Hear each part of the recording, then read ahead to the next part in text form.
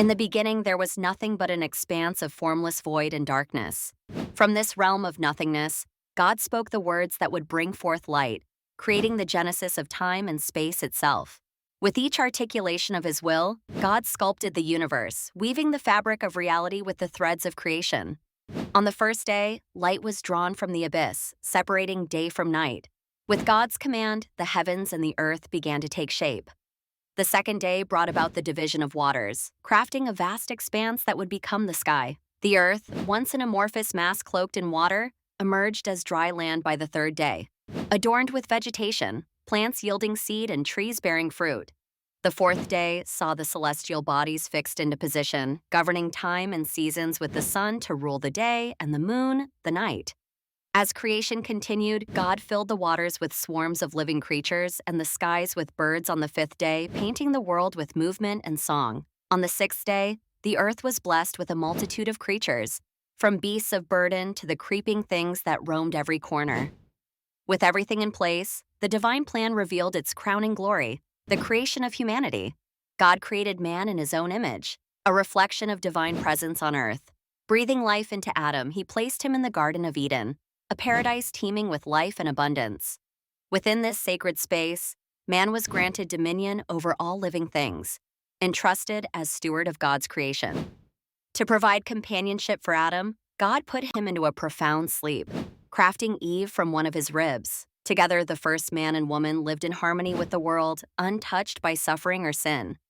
In their innocence, Adam and Eve walked with God, their relationship unmarred by separation. Yet within the garden stood the tree of knowledge of good and evil, a singular prohibition cloaked in mystery and divine command. God commanded Adam not to eat from this tree, for it promised the knowledge of good and evil, but also the inevitability of death. However, the peace of Eden was not to endure unchallenged. The serpent, more subtle than any beast of the field, approached Eve with a whisper of temptation. With craft and guile, it questioned God's command, sowing seeds of doubt and desire. Deceived by the serpent's cunning words, Eve partook of the forbidden fruit, offering it also to Adam. In that moment, both their eyes were opened, comprehension dawning harshly upon them. They realized their nakedness, sewing fig leaves together as makeshift clothes to shield their newfound vulnerability.